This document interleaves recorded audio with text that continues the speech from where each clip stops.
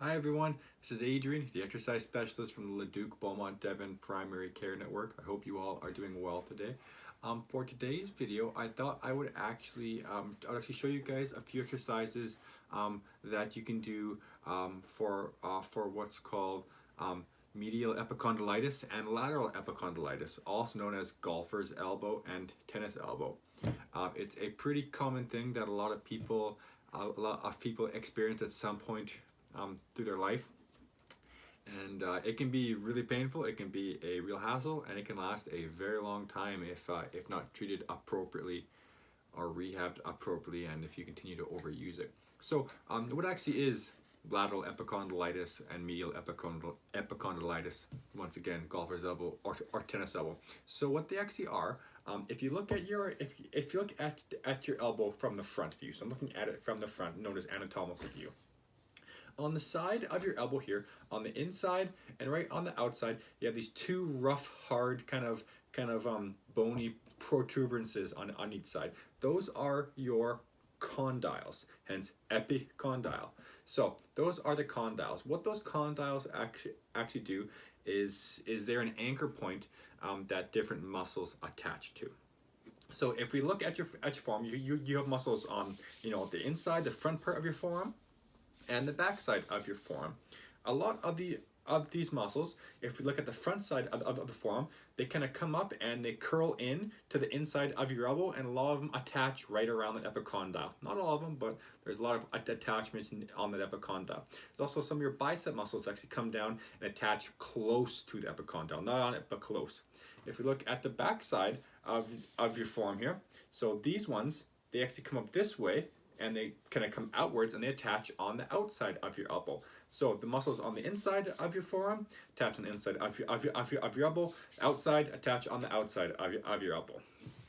So what actually happens, since there's so many little kind of muscular attachments and things at those condyles, those little bony protuberances, they tend to get overworked a lot, and they get strained. So epicondylitis is the inflammation of the tendons that actually attach to those condyles. So it's where the tendons, as the muscles attach to the tendons, which then attach to the bone, right? So when those tendons start to inflame due to overwork and overuse and things like that, it can cause you to get golfer's elbow or tennis elbow. Now, what does that often feel like? It can feel, people usually feel it a couple different ways. You can feel kind of like a band of pain going along your upper forearm there. You can sometimes get radiating down into your hand and your fingers. Sometimes I've even had people say they get some kind of numbness, but that one is a little more rare. And sometimes it's just a burning, aching, throbbing pain kind of right on the inside of your elbow there, or on the outside, same kind of spot right along there. So, the main reason for the video: how do we treat this? What kind of things can you do? I made a video and a blog post recently on the peace and love acronym, so feel free to check out that, as that is a great example of something that you can do for medial and lateral epicondylitis. That's a great video for a lot of musculoskeletal injuries, and including this, so feel free to check out that first and foremost. But from the exercises itself, there's a few different specifics that I think would be a really good example to show you guys things to do. And they involve specific weighted movements of the forearm, certain rotations and twists, ulnar radial deviations, so on and so forth. So I will explain all these, as well as some actual forearm strengthening movements, as oftentimes overuse of the forearms can even lead to this, and oftentimes actually having weak forearms can often make people lead to this as well. So if we can strengthen our forearms, it can help prevent things like this from happening in the future as well. So just show a couple quick exercises, a couple of the main exercises here, one of which, if you take something like a towel here. Now this isn't a towel, this is one of my dog's blankets, but this will do just as well. So if you take something like a towel here, and we want to roll it up really tight. So we have a towel kind of wrapped up here. Some people use other things. You can actually buy actual like tubes of rubber that you can do this with too. But towels usually work usually work just as well. So for this, I'm going to hold it out directly in front of you, and the first stage is to twist. So you see, I'm twisting my one wrist down while I twist my other wrist up, and then I switch. Other wrist down, other wrist up. And you really slowly go back and forth, like you're wringing out the towel. You're wringing out all the liquid out of the towel, nice and slow. To progress it to the next stage, which is the final stage for this movement, is you twist and then you turn it like a steering wheel. So you twist and then you turn. Twist and then you turn. Twist and then you turn. So not only is this working the muscles on the one side of the forearm, but it's stretching them out on the other side. So when I twist this way, right, the back side of my forearm there is getting stretched while the inside is having to work, right? Because when you go like this side works. When you go like this, the outside works, right? So that's the first fantastic movement. You can do these for sets of, 10 to 20 repetitions, nice and slow. It's twist, hold, twist, hold.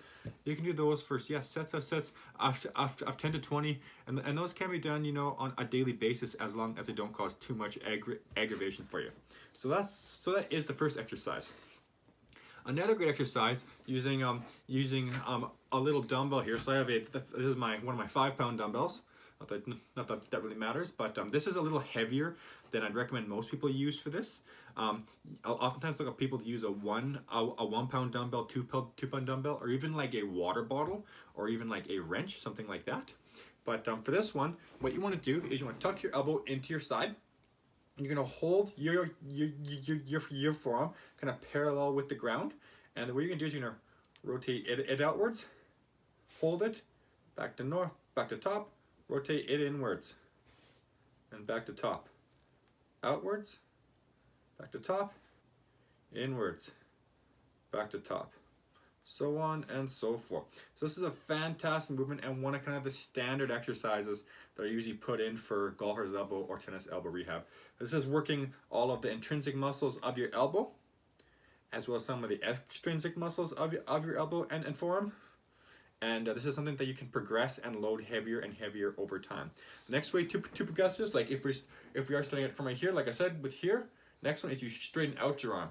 Now this becomes much harder, but it's much more of a stretch. So that is the next progression for this movement.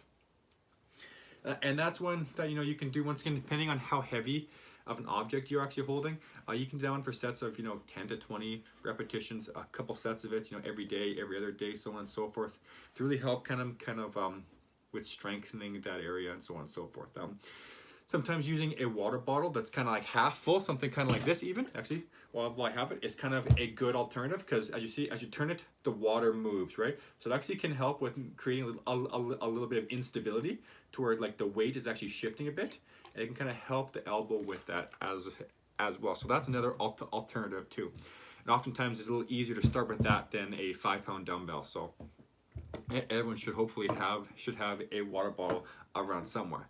So another great one is some simple ulnar and radial deviations with a weight, or once again a water bottle. We'll be using a weight for today.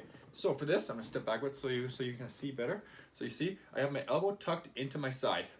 I'm gonna have my forearm roughly level with the ground. Okay. Now from here, I'm holding the dumbbell by one of the ends, so by the head, and then what I'm gonna do is I'm gonna turn my wrist down, and then bring my wrist up, down, and up, down, and up, down, and up. So without it, I'm doing this motion. It's almost like a handshake motion, right? So from the front, right, it's almost like a handshake, right? Down and up, down and up. So this works a lot of the really important muscles of your forearm that also attach around the same area as that lateral condyle. So that's a fantastic movement. Once again, that's one you can also start with. If things are really heavy, you can start just using your hand and really going right to end range and then all the way up, end range up, so on and so forth, and then building up something like a water bottle, down, up, to progressing to a dumbbell and things like that. You can also even use a band and things like that also. So So for a couple more kind of special movements that I like to get I like to get people doing. I realize not everyone will have these kind of things around, but these are a couple little things that you can pick up on Amazon for under $5. I have plenty of these. So they're different kind of pieces of equipment for hand and forearm rehab. So first one here is just a gripper. So I have a bunch of these. I think I bought 10 different resistance levels for I think $15. They're really cheap on Amazon there. And then what you do is you just squish it in and relax. You can try and do single fingers if you want. It's a little hard to do with that one, but you can. This is one of my stronger ones. So, but no, down and up, down and up. So what this is doing is still making all my forearm muscles have to contract and have to work, because we want to keep all the surrounding musculature around the elbow as healthy as possible. Unfortunately, when we injure a joint, often the musculature surrounding that actual joint tends to also get affected. So what I mean by that is, let's say we injured our medial epicondylitis. Even though a lot of our forearm muscles may be totally healthy, they're not going to be getting as much exercise or as much work while this is injured, right? So then they start to actually degrade and break down and become weaker. So we want to keep those stronger as well. So just a simple gripper, which you can pick up anywhere, a great option for that. For the opposite, you can get a little finger rehab tool. So these are awesome too. I play with these all the time. So you can get these with a whole bunch of different resistances too. Similar on Amazon, they're very inexpensive. So just a piece of rubber. Put all your fingers in there, and then you're just gonna stretch, hold it for a second or two, and then bring down. Stretch, and then bring down. Stretch, and bring down. So these are fantastic, similar to the last exercise, working all those little intrinsic forearm muscles that actually are involved in the extension of the fingers. So all these little intricate forearm muscles and things like that. So fantastic movements, like I said, very cheap pieces of equipment that you can buy. To finish off, there's just two really basic stretches that I thought I would show. We have your basic, pushing your palm downwards there. So this is more of a wrist flexion movement, or a palm flexion, depending on how you want to call it. I'm not pushing super hard here. If you do push really hard, it'll get really painful. It's a wrist lock.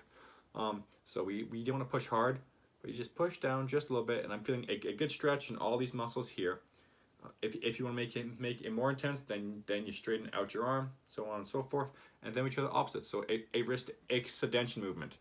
So if we go here, and just hold it. You can push on this one a little bit harder. This is less intensive on the wrist than the wrist flexion movement.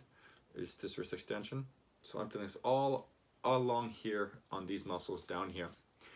There are certain ones. There's certain ones that you can do actually with like a pole and things like that, where you try to actually overstretch and things like that, which can be done in certain situations. But once again, those should really be saved for if you're seeing like an actual professional physical therapist, doctor, so on and so forth, who would actually recommend overstretching. So I hope you found this helpful. Once again, these are just for education purposes. Prior to trying any of these, please get assessed by a healthcare professional to make sure that these are what you are experiencing. These are also just a bite-size, tidbit of the kind of exercises that you can do for these conditions. There's tons of them out there. These are just kind of a standard few that we often see. So something for you to consider. Like I said, always please consult with your healthcare professional before beginning any new exercise program. If you have any questions, feel free to post them down below. I hope you found this helpful. My name is Adrien. I'm the exercise specialist at the Leduc Beaumont Devon Primary Care Network. Thank you so much, and have a great day.